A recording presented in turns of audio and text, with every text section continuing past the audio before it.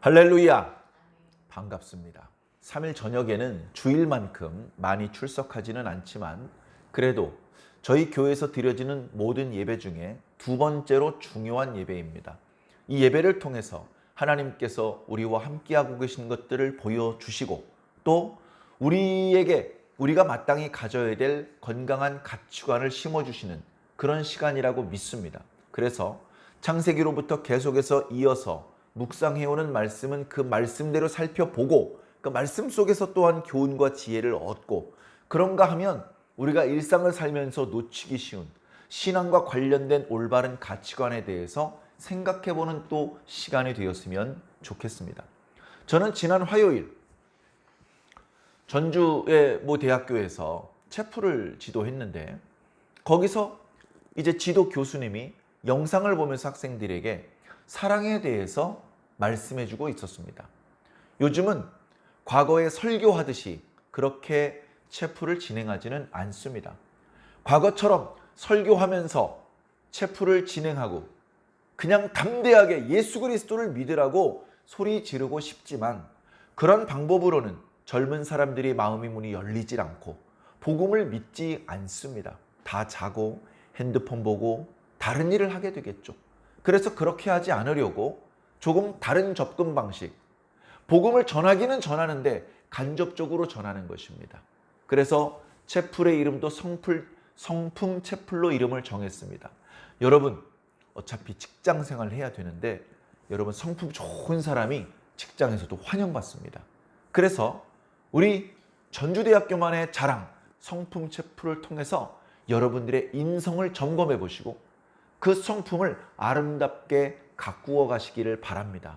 그리고 그렇게 여러분들의 성품을 건강하고 아름답게 만들기 위해서 성경의 교훈을 우리가 근거로 그것을 밑바탕으로 성품 체프를 진행하겠습니다.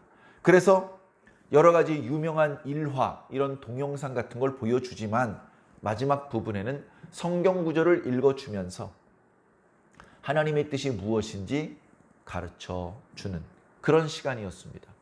자, 지난 시간에는 주제 자체가 사랑이었기 때문에 정말 감동적인 영상이 많이 있었습니다. 여러분 왕자와 제비가 나오는 동화가 있습니다.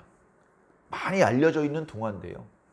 자, 어느 마을에 사람들이 돈을 모아서 왕자의 어떤 형상을 만들어 놓고 그 왕자의 형상을 자랑스럽게 생각을 했습니다. 그 왕자는 높은 탑 위에 이렇게 서 있는데 온 몸이 금으로 덮여 있습니다. 그 왕자가 들고 있는 칼자루에 그 꼭지에는 루비가 박혀 있습니다. 그리고 그 형상의 두 눈은 사파이어로 되어 있습니다. 그래서 멀리서 보아도 화려하고 아름답기 때문에 그 마을의 자랑이었습니다. 한 번은 계절이 지금처럼 겨울로 바뀌고 있었기 때문에 제비들이 따뜻한 남쪽 나라로 날아갑니다. 그래 어떤 한 제비가 따뜻한 남쪽 나라로 날개짓하면서 날아가다가 너무 힘드니까 그 왕자의 형상이 있는 그 조각 밑에 잠깐 앉았습니다. 아이고 힘들어. 아이고 얼마나 더 가야 되는 거야. 아이고 어깨 죽지야. 조금 쉬었다 가야지. 그러고 있는데 위에서 물이 한 방울 자기 머리로 떨어집니다. 하늘을 보니까 날씨가 맑아요. 이상하다. 비가 오는 것도 아닌데 왜 물이 떨어지지? 하는데 또 한 방울이 떨어집니다. 그래가지고 잘 살펴보니까 왕자의 눈에서 눈물이 떨어지고 있는 것입니다. 왕자님, 왕자님, 왜 울고 계세요? 도대체 왜 울고 계신 거예요? 제비야, 너는 보이지 않니? 저기 저 집에 저 아이가 지금 배가 고파서 약도 못 먹고 밥도 못 먹고 물만 마시고 있다. 저 아이 볼 때마다 나는 너무나 슬프구나. 아이고, 그러고 보니까 참 불쌍하게 생겼네요. 왕자가 부탁을 합니다. 제비야, 제비야, 내가 저 아이 있는 데까지 갈 수 없지만 너는 날아갈 수 있으니 내 부탁을 하나만 들어주렴. 뭐든지 말씀해 보세요. 내 칼자루에 있는 루비를 뽑아다가 그걸 물고 가서 저 가난한 아이에게 전해주렴. 아이고 그러면 어떻게 해요? 괜찮단다. 그래서 루비를 뽑아서 그 아이에게 갖다 줬습니다.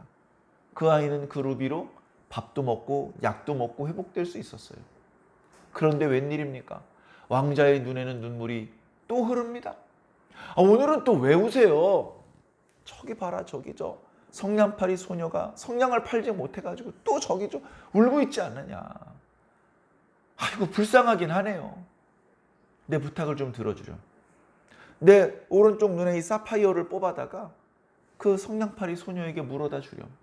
아니 그러면 어떻게 해요? 안 돼요. 우리 왕자님 아프시잖아요. 괜찮아, 난 안 아파. 그래가지고 눈을 뽑아다 줍니다. 그 다음날 왕자가 또 울고 있어요. 이번엔 또 왜 그러세요? 저기 저 꼬마를 보렴. 그래서 그 꼬마에게도 사파이어 눈을 뽑아달라고 부탁을 하는데 제비가 이번엔 절대로 안 된답니다. 왕자님 안 돼요. 왜냐하면 그거 마저 뽑으면 왕자님 이제 앞을 보실 수가 없잖아요. 아니야, 내 소원이다. 이거 좀 뽑아서 저 아이한테 주렴. 그래서 뽑아다가 그 아이한테 줬어요. 제비는 날씨가 점점 추워지는 걸 느꼈어요. 더 늦기 전에 따뜻한 남쪽 나라로 날아가지 않으면 얼어 죽을 수도 있어요. 그런데 이 제비는 왕자님과 3일을 같이 보내면서 가슴이 뜨거워졌어요. 왕자님께서는 이제 앞을 보실 수 없으니까 제가 날아다니면서 이 마을의 소식을 전해드릴게요, 왕자님. 그래서 마을을 날아다니면서 보고 들은 이야기를 왕자의 귀에 들려주었습니다. 왕자가 얘기를 합니다. 아직도 우리 마을에는 불쌍한 사람들이 많이 있구나. 이 많은 사람들을 어떻게 다 도와주지? 제비야, 미안하지만 너에게 또다시 부탁할 수밖에 없구나. 내 몸에 이 금을 입혀놨으니까 그걸 쪼아가지고 한 조각씩 저 어려운 사람들에게 나누어 주도록 해라. 예, 알겠어요. 해가지고 부리로 콕콕콕 찍어서 그 금을 한 조각씩 한 조각씩 뜯어다가 그걸 물어가지고 아까 봐두었던 가난한 사람들한테 모두 나누어 줬어요. 시간이 일주일이나 지체가 됐습니다. 일주일 동안 이 제비는 따뜻한 남쪽 나라로 날아갈 수 있는 기회를 잃어버렸어요. 그리고 왕자님 심부름을 하느라고 제대로 먹지도 못했어요. 날씨가 추워졌어요. 눈이 내립니다. 제비의 머리에 눈이 쌓여요. 제비의 몸이 뜨거우면 눈이 녹을 텐데 제비의 몸이 식어가고 있어요. 죽어가고 있는 것이죠. 그런데도 불구하고 제비는 왕자를 떠나려고 하지 않아요. 왕자님, 정말 죄송한데 제가 너무 졸려서 그래요. 잠깐만 잘게요. 그리고서 왕자의 발 아래서 잠이 듭니다. 그렇게 제비는 죽었습니다. 마을 사람들이 거리에 나와서 그 형상을 보니까 전에는 반짝반짝하고 아름다웠고 마을의 명소였고 자랑이었는데 이제 너무 흉측한 모양이 돼버렸어. 어이구, 저거 어떻게 된 거야? 너무너무 흉측하다. 야, 저거 없애버리자. 저거 때문에 우리 동네에 장사도 안 되고 여행객들도 발이 끊어졌대. 야, 저 흉측한 거 좀 없애버리자. 그래가지고 그 형상을 그 높은 탑에서 끌어내립니다. 끌어내려가지고 그 몸을 다 토막을 내가지고 그래가지고 녹여요. 이 쇠라도 우리가 녹여가지고 다른 용도로 쓰자고. 그래 불을 뜨겁게 해가지고 집어 넣으니까 왕자의 몸을 이루고 있던 그 쇠 조각들이 녹아내리는데 끝까지 아무리 뜨겁게 해도 녹지 않는 부분이 있습니다. 이거 뭔데 이거 안 녹아? 해가지고 건져보니까 왕자의 심장이 안 녹습니다. 그래서 사람들은 에이구 녹지도 못하는 거 쓸모없으니까 내다 버리자고. 그래가지고 왕자의 심장하고 제비의 시체가 함께 버려졌어요. 그리고서 하나님께서 천사들을 세상에 보내십니다. 이 세상에서 가장 아름다운 것 2개를 가져오렴. 천사가 하나님의 마음을 알았어요. 하나님 무슨 말씀하시는지 알겠습니다. 하고는 지체 없이 그 왕자의 심장이 있는 곳으로 가서 왕자의 심장과 제비의 시체를 가지고 하나님께 돌아왔어요. 하나님께서는 그 제비를 다시 살려주셨고 그 심장으로 왕자를 다시 만들어 주셔서 그들이 천국에서 행복하게 살게 되었다는 동화입니다. 이 동화는요, 예수 그리스도의 이야기예요. 예수 그리스도. 지금도 우리를 사랑하시고 지금도 우리를 위해서 울고 계시고 당신의 눈뿐 아니라 심장이라도 뽑아서 우리에게 주려고 아낌없이 우리를 위해서 희생을 하셨다. 십자가에 달리셔서 피 한 방울도 남기지 않고 다 쏟으셨던 그 예수님을 동화로 설명한 겁니다. 참 놀라운 주님의 사랑이시죠. 유럽의 어느 나라에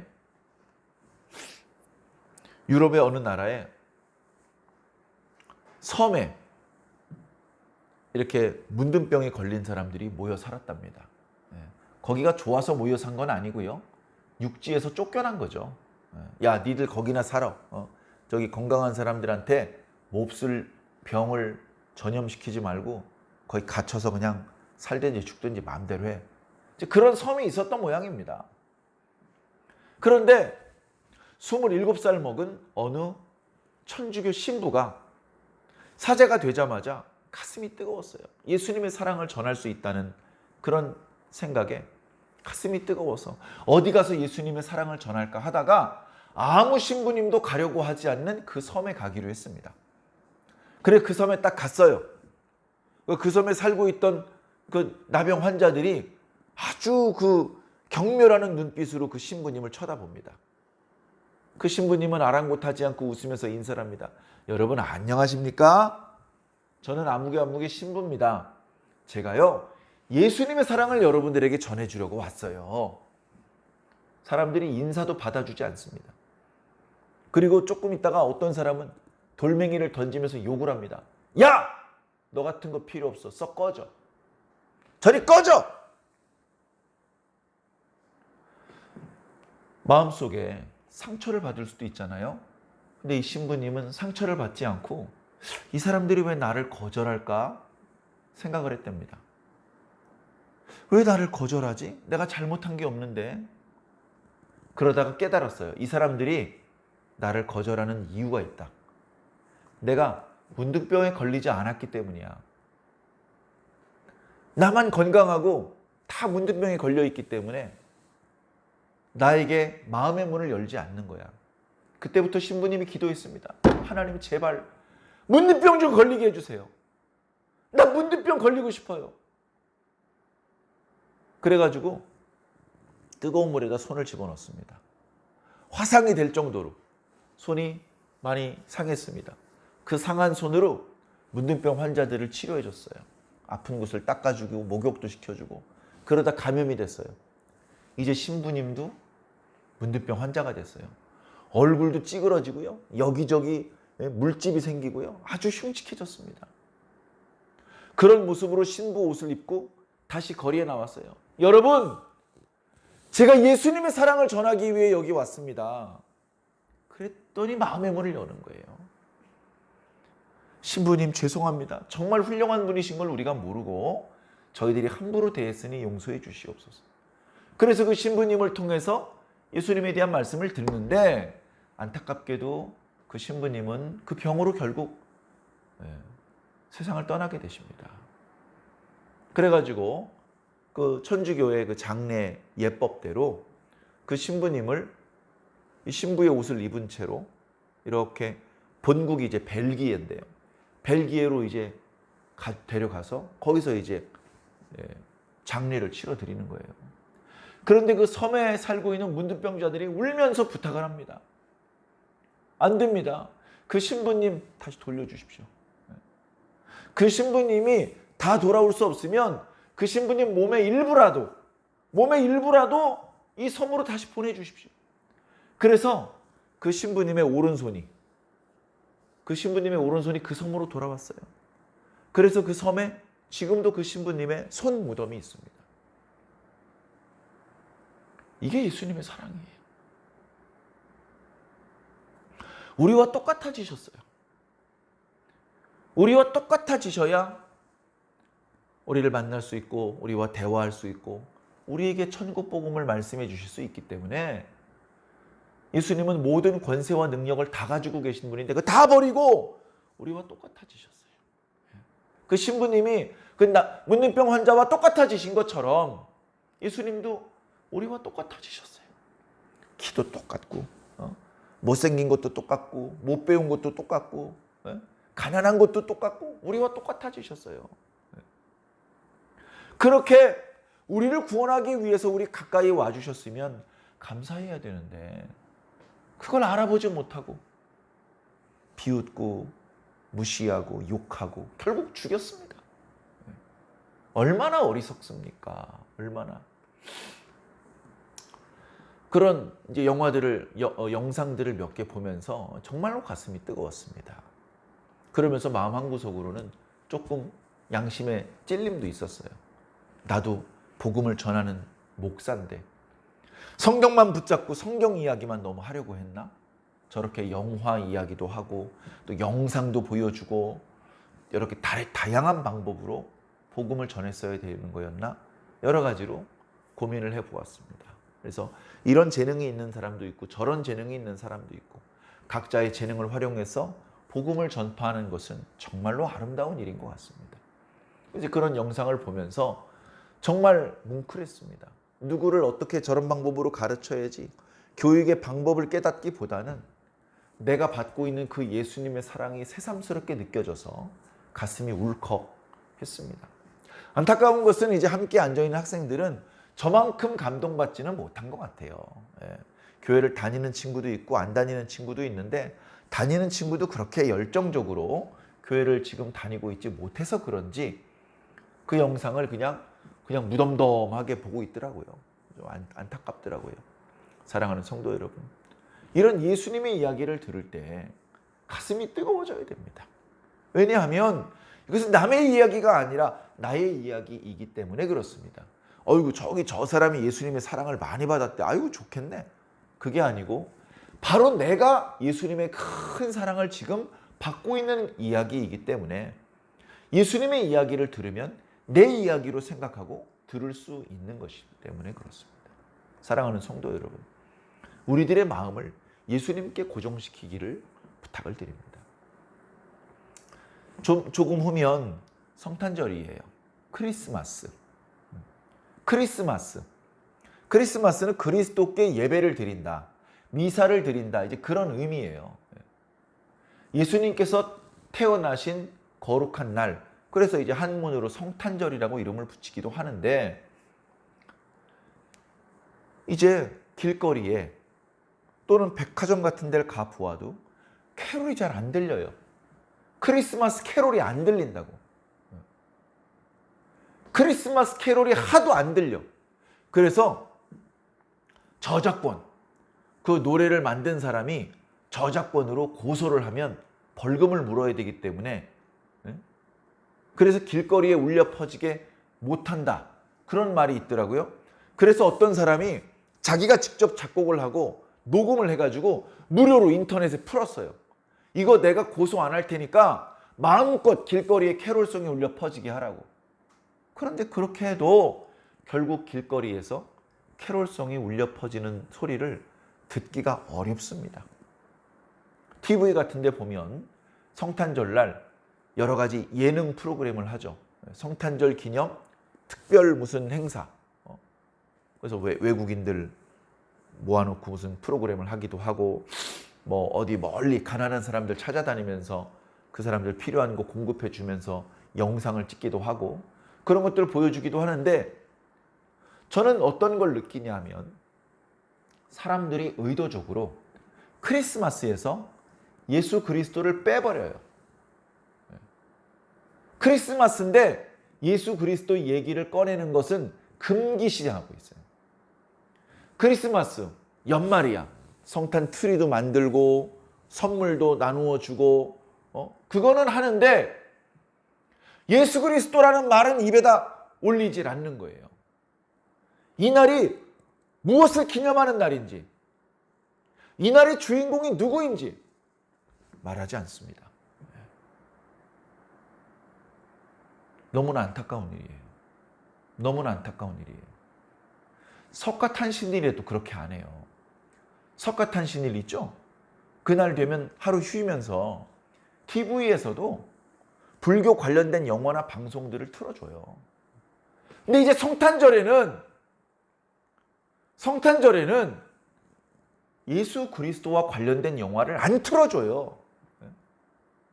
성탄절을 배경으로 하는 유명한 영화가 있었습니다. 나 홀로 집에라고 어린 꼬마 녀석이 집에 홀로 남겨져 있으면서 벌어지는 재미있는 에피소드를 그린 패밀리 드라마죠. 패밀리, 가족 영화죠.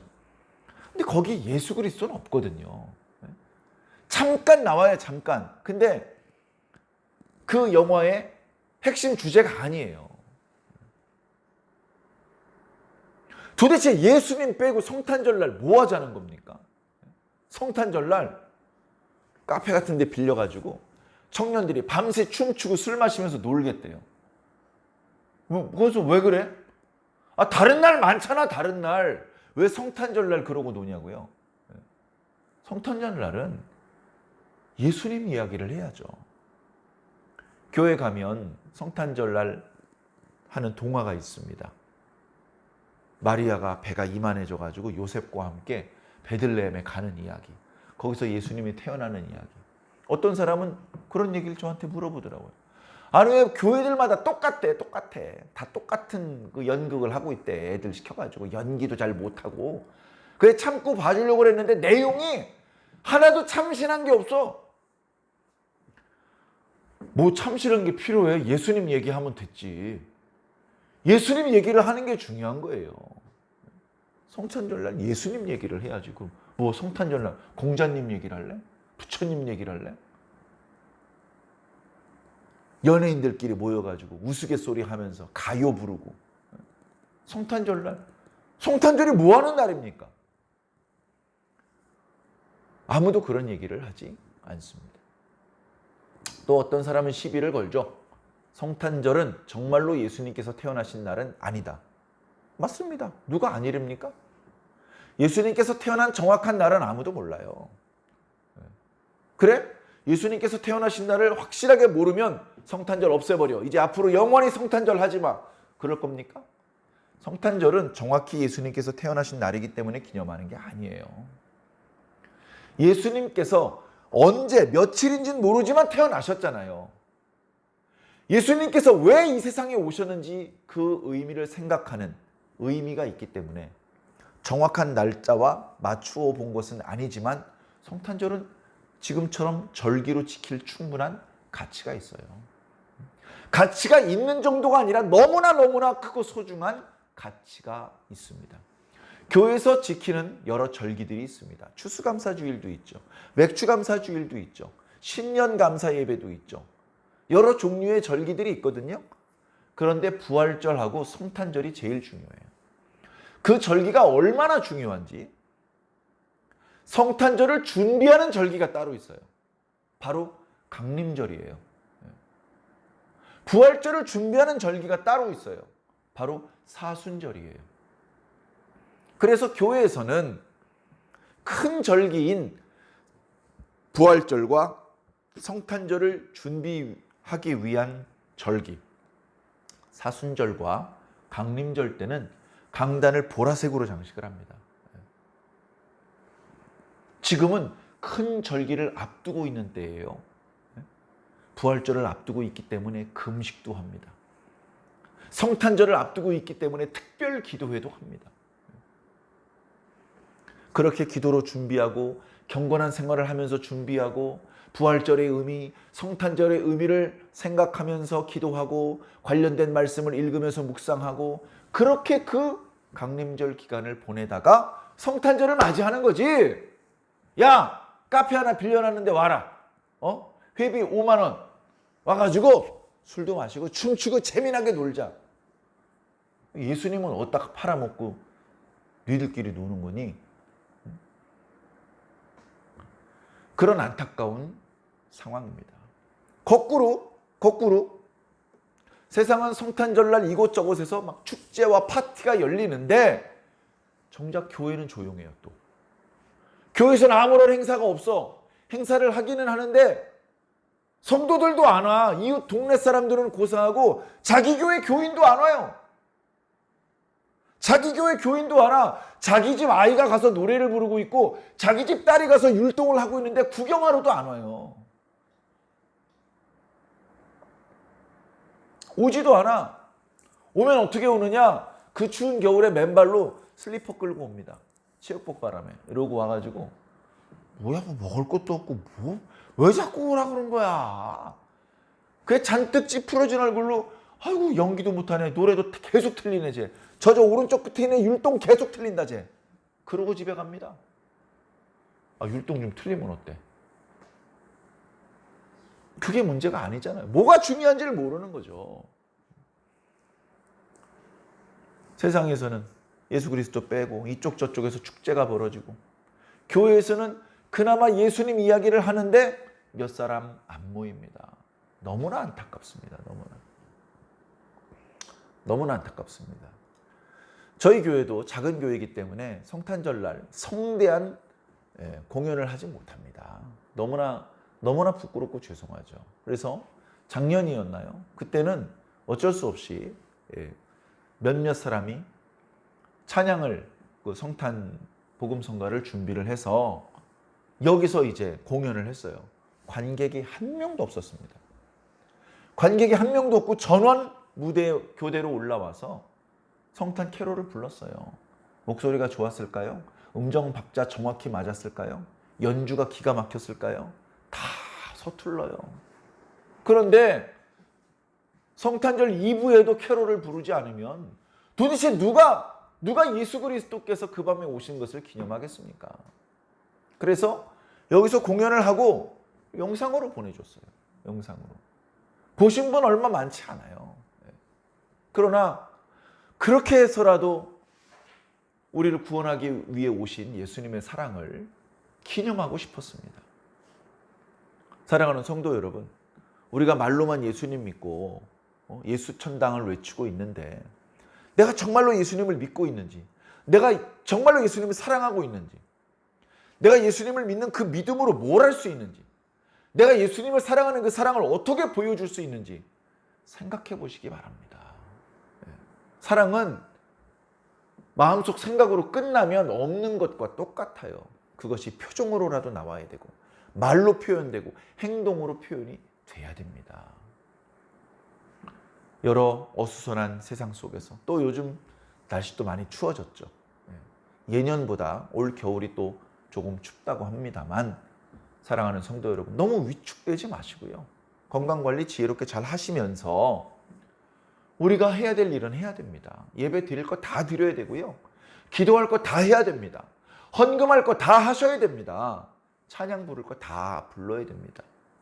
할 거 다 하고 넘어가는 거예요.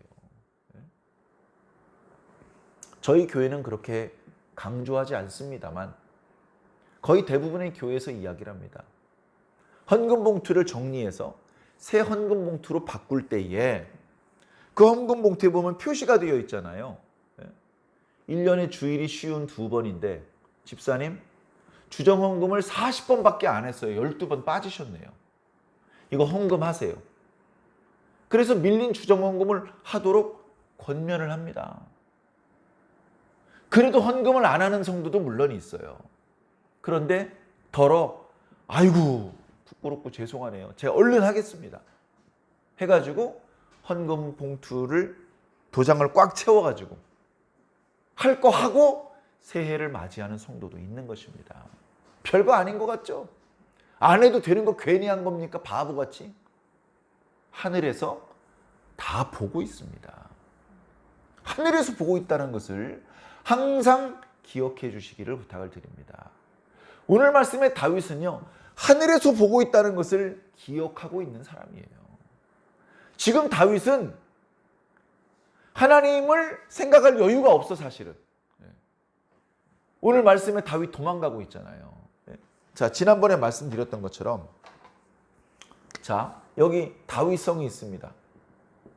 여기 왕궁도 있고, 여기에 성전도 있어요. 여기 산 언덕 위에 있어요.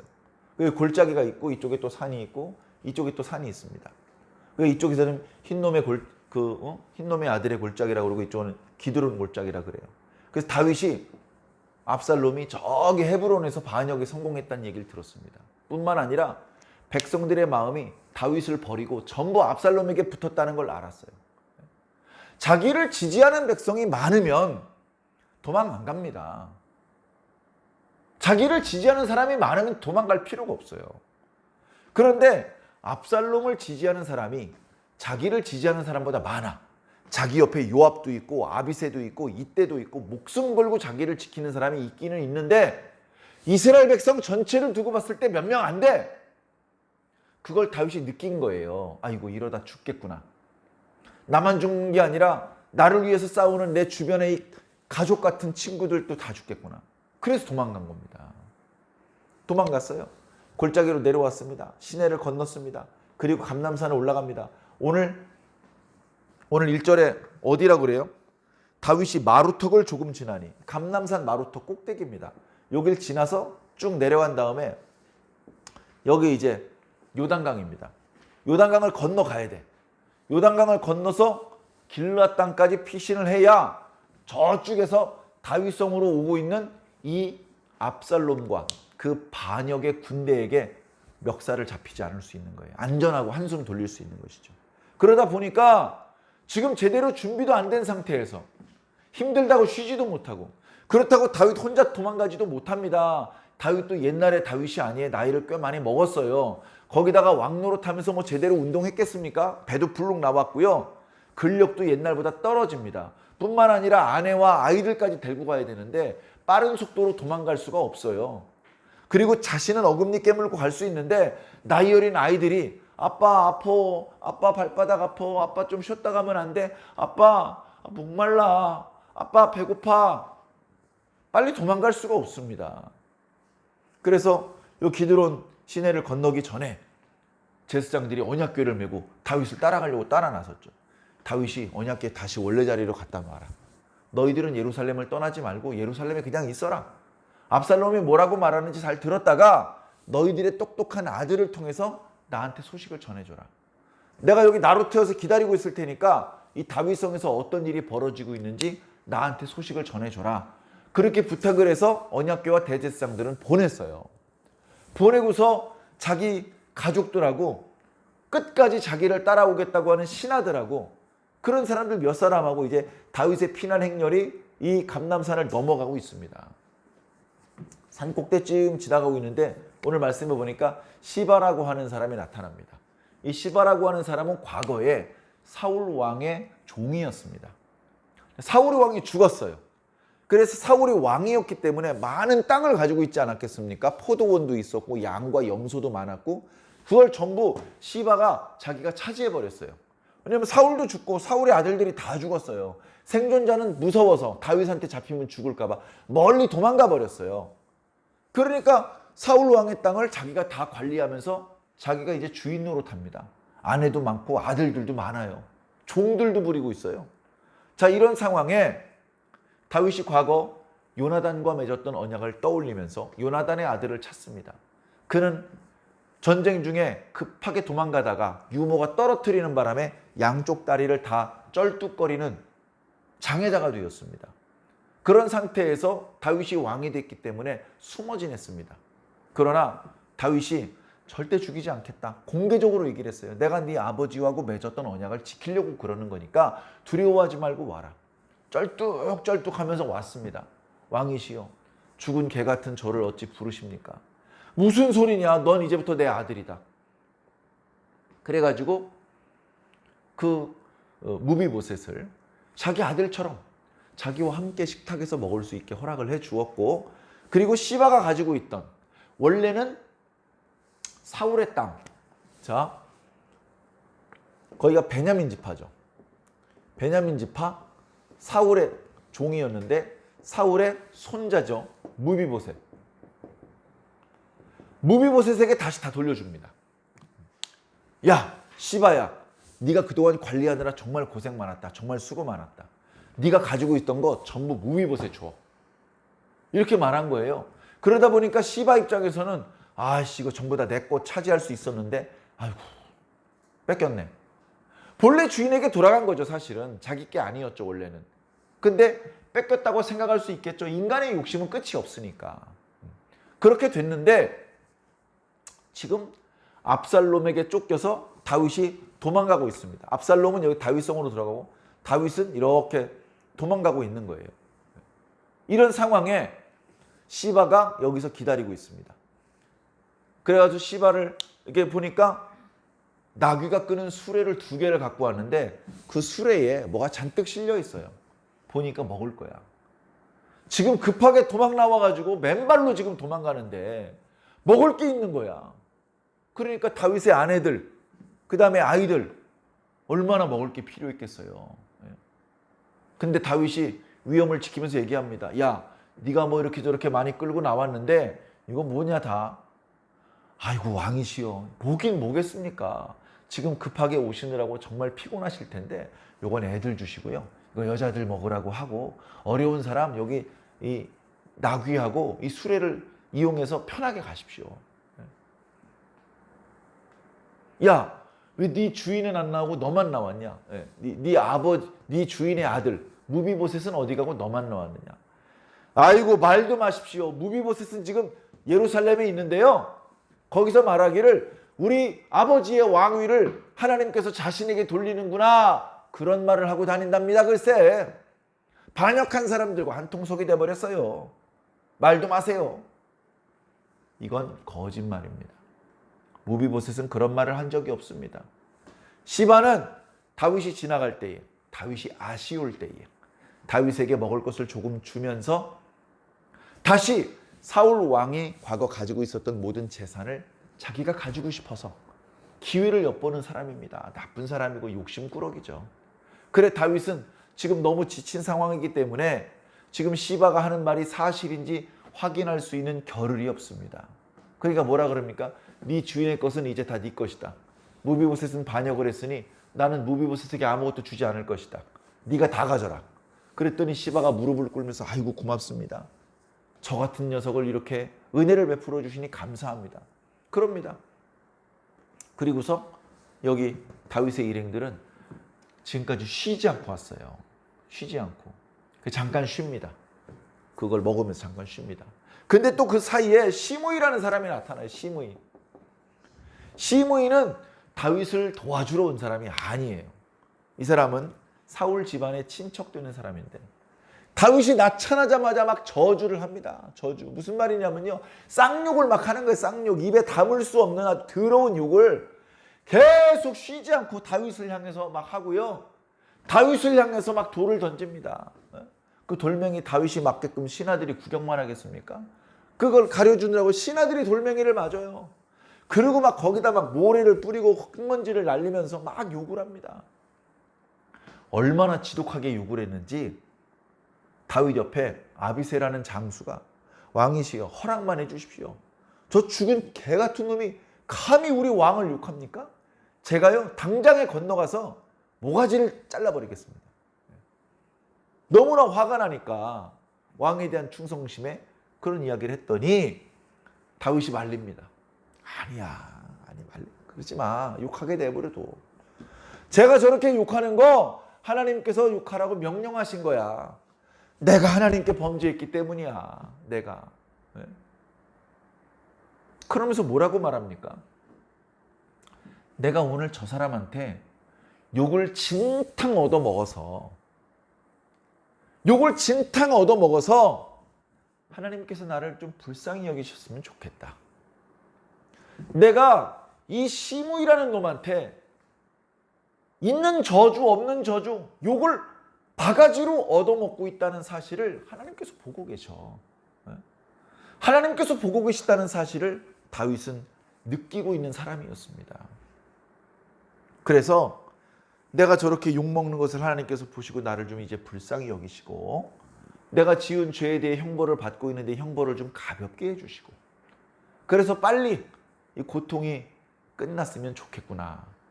그러니 너희들은 고맙긴 하지만 나를 향해서 욕을 하고 돌멩이를 던지는 저 시므이 말리지 마라. 그냥 계속 욕하게 내버려 둬라. 그렇게 얘기를 합니다. 다윗이 이럴 때는 정말 깊이 있는 신앙인 같아요. 깊이 있는 신앙인. 신앙이 깊은 줄 알았는데 버럭 화를 내고요. 실망스러운 모습 보여주는 경우들이 얼마나 많이 있습니까? 참 실망스러운 모습 보여놓고서 야 나만 똥 싸? 왜 너만 거룩한 척해? 뭐 이제 그런 식으로 말하는 사람을요, 저는 더럽보았습니다. 그러면 안 돼요.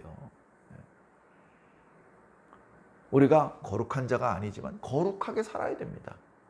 거룩한 모양으로 살아야 되는 거예요. 완벽할 수 없겠죠. 그러나 노력해야 됩니다. 그래, 우리 죄인이니까 죄인답게 한번 살아볼까? 그게 무슨 그리스도인입니까? 하나님께서 다 보고 계십니다. 그래서 말리지 않습니다. 말리지 않고 잠깐 쉽니다. 자, 그 사이에 이제 압살롬의 일행은 다윗성에 입성을 합니다. 압살롬이 다윗성에 입성을 하다 보니까 여기 언덕에서 만났던 다윗의 친구 후세가 다윗성으로 올라가서 저쪽 편에서 올라오는 압살롬을 맞이합니다.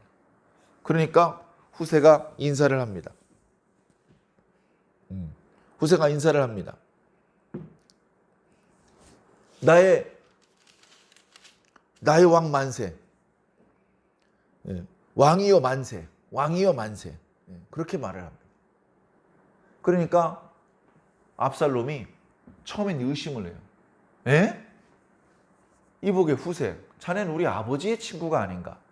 지금 그런 식으로 말하는 것이 친구를 후대하는 방법인가? 너는 왜 네 친구, 그러니까 아버지를 따라가지 않고 여기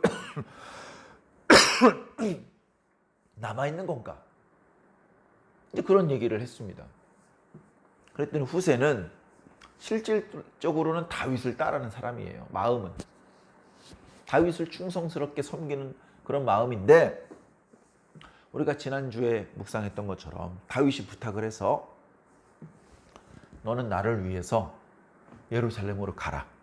그래서 거짓으로 압살롬에게 충성하는 척 해라. 그래서 아히도벨이 그 옆에서 기가 막힌 모략을 짜고 있는데 그 모략이 성사되지 못하도록 네가 가서 좀 막아라. 그래야 내가 살 수 있다. 그래서 들어간 겁니다. 그래서 말합니다. 아닙니다. 아닙니다. 저는 이제 더 이상 다윗을 따르지 않습니다. 하나님께서 압살롬 당신과 함께하고 계시기 때문에 저는 당신과 함께 있을 겁니다. 내가 도대체 누굴 섬기라는 겁니까? 예전에는 왕의 아버지를 섬겼지만 지금은 왕을 섬길 겁니다 하면서 압살롬을 왕이라고 말합니다. 그러니까 압살롬이 더 이상 의심하지 않고 자기 곁에 둡니다. 그러면서 아히도벨에게 물어보죠. 아히도벨이요, 이 다음엔 어떤 일을 해야 되는지 모략을 말해보시오. 그랬더니 다윗이 남겨놓은 후궁 10명과 대낮에 동침을 하랍니다. 이게 웬일입니까? 지금 우리로서 이제 이해가 잘 안 되는데요. 서양의 문화에서는 여자는 땅을 상징해요. 땅.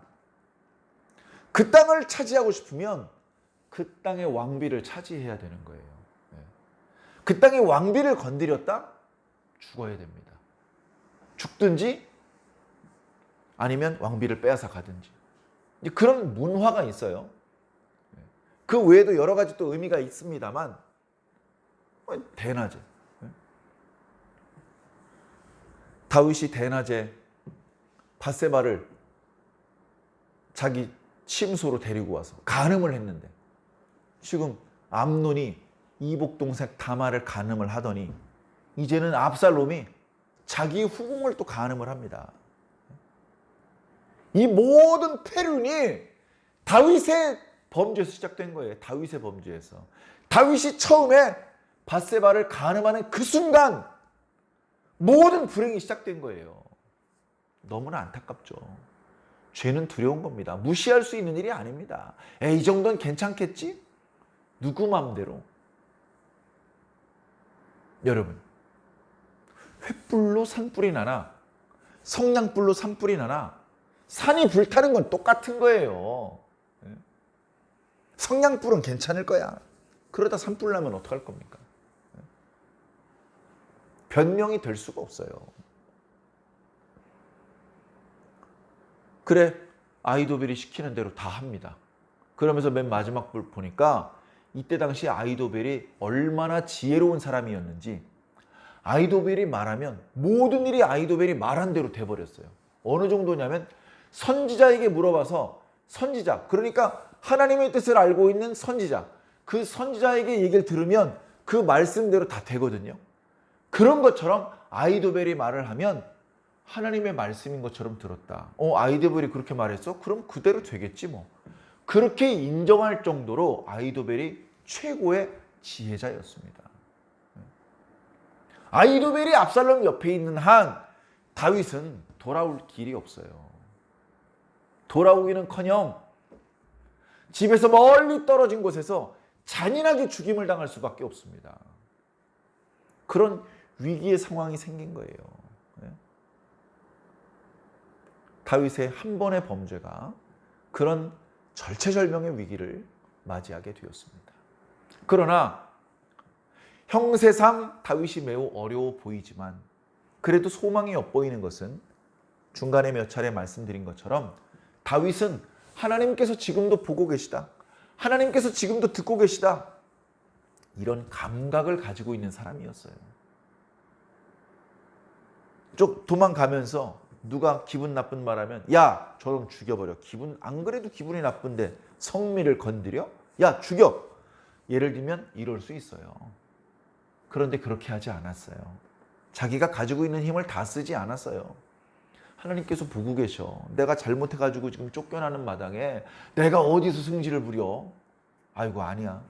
내가 잘못해서 그러는 거야. 기분이 나쁘긴 나쁘지만 나는 욕을 먹어도 싸. 하나님 앞에 나는 고개를 들 수 없는 죄인이야. 얘들아 저 사람 뭐라고 하지 마. 그냥 나 욕하게 내버려둬. 그냥 가자. 그런 겸손한 모습을 보인 거예요. 여러분 언제 우리가 겸손해질 수 있습니까? 하나님께서 보고 계신다라는 걸 느낄 때 겸손해질 수 있어요. 하나님이 없다고 생각하는 순간 다리 꼬고 앉고요. 하나님이 없다고 생각하는 순간 허리끈 풀러놓는 겁니다. 사람은 어쩔 수 없어요. 다 똑같아요. 하나님께서 보고 계신다고 생각하니까 허리끈 바짝 졸라매는 거죠. 하나님께서 보고 계신데 옷깃을 여밀어요. 사랑하는 성도 여러분, 영적으로 하나님께서 보지 않으시는 때가 언제 있습니까?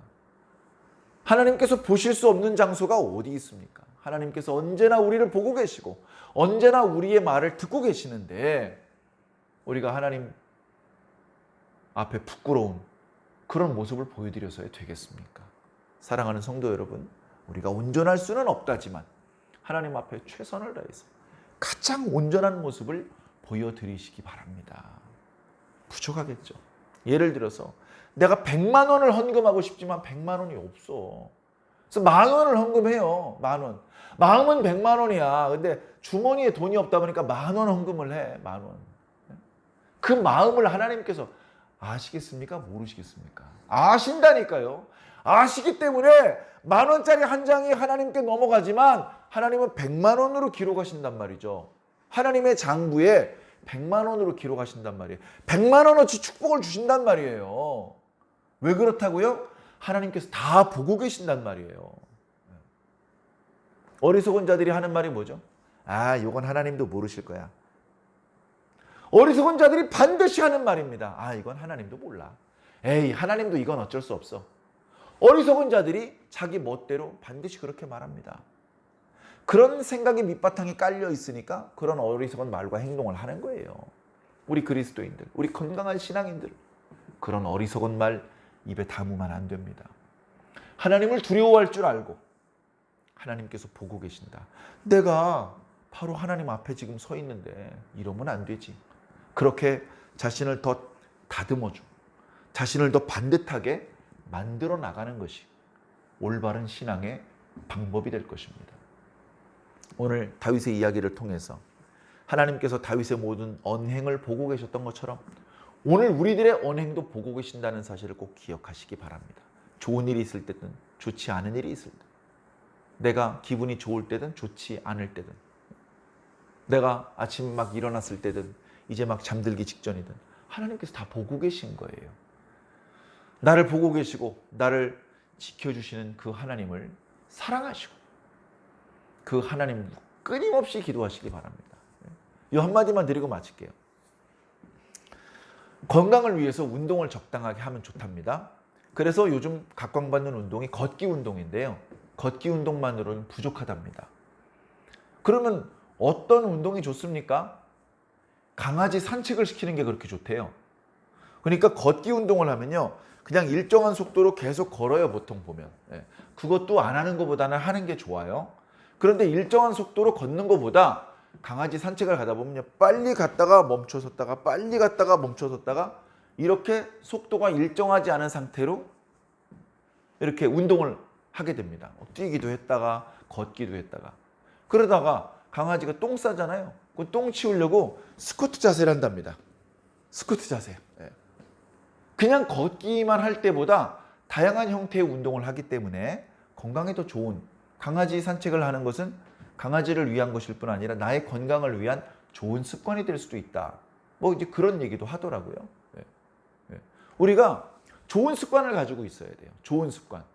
하나님께서 내가 전에 해봤는데 내가 이렇게 하면 하나님께서 좋아하시더라고. 그러면 거기에 맞춰서 좋은 습관을 가지고 사는 겁니다. 그러면 그 좋은 습관 때문에 내가 인격도 다듬어지고 하나님께 복도 받고 몸도 건강해지고 여러 가지로 일석이조, 일석삼조의 효과를 나타낼 수 있지 않겠습니까? 그래서 교회 와서 예배 시간에 목사님께서 설교 1시간 막 목이 터져라고 설교한다고 그거 들었다고 갑자기 내가 막 엄청나게 인격이 좋아지는 게 아니고, 말씀은 말씀대로 듣고 내가 일상을 살 때에 건강한 아주 바람직한 습관을 가지고 있으면 그 습관 때문에 저절로 건강해지는 거예요. 아침에 일어날 때 뒹굴뒹굴 하다가 일어나는 습관을 가진 사람도 있고, 이불을 발로 뻥 차고서 벌떡 일어나는 습관을 가진 사람도 있어요. 어차피 일어나는 거예요. 더 좋은 습관을 가지는 것이 자신의 평생에 더 유익합니다. 제가 알아보니까요, 이불을 발로 뻥 차서 일어나는 게 훨씬 건강하답니다. 벌떡 일어나서 기지개 켜고 물 한 잔 마시고 화장실 가고 이부자리 개놓고 그리고서 하루를 시작하는 것이 최고랍니다. 사랑하는 성도 여러분, 하루하루 어제가 오늘 같고 오늘이 내일 같은 그저 그런 날들이 이어지는 것 같으면서도 매일매일 우리가 읽는 말씀, 듣는 말씀이 조금씩 달라지고 오늘도 어제보다 더 나은 모습으로 하나님 앞에 나아갈 수 있는 그런 발전, 성장과 성숙을 이루어 나가는 그런 저와 여러분들이 꼭 되시기를 예수님의 이름으로 간절히 축원합니다.